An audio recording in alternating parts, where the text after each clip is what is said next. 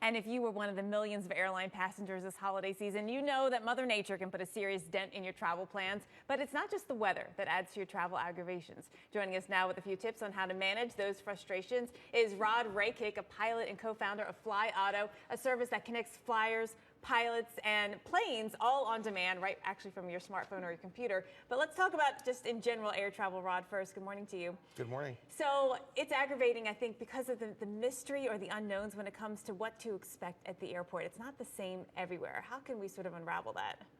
Well, there's a lot of jargon in flying. One thing to understand is that the airlines are built on a hub and spoke system, right? So if you have a choice in airports, that can really affect your experience.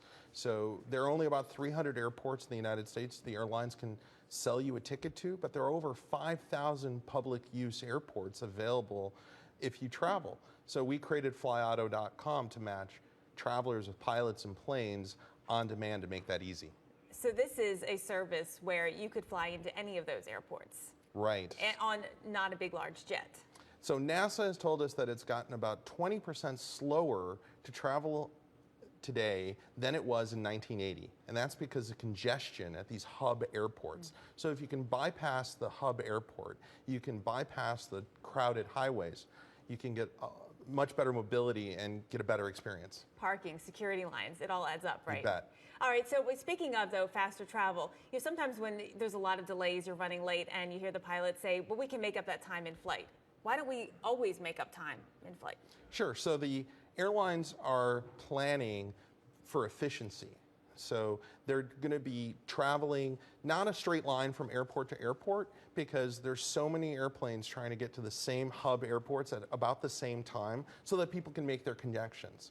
So there are times where they can ask air traffic control for a shortcut and sort of shorten that up. They can also fly faster. Now, flying faster means burning more fuel, and they can do that sometimes to sort of help people get to where they need to go. So your company, Fly Auto, connects people to pilots and planes, small, 1 to 3 seater kind of aircraft? Yeah, 3 seats to 9 seats. These are light aircraft, not jets, that are great for regional trips. So anytime someone's going to be spending 4 to 6 hours in the car, or they're doing a trip of less than 1,000 miles and they're going to be stuck in the airport doing regional airlines, this is a really good alternative because you can go directly to where you want to go. It's like an Uber service. Well, it's a black car sedan level of service in the sky. Yes. Do you think this is the future of air travel? Well, we're working with NASA on this because they see a real need to help people bypass a lot of congestion at hub airports. The highways are getting more congested, and there's a way to bypass this with the infrastructure that we've got. We've got these great airports all across the country. Rod Raykick, thank you so much for being with us and sharing that today.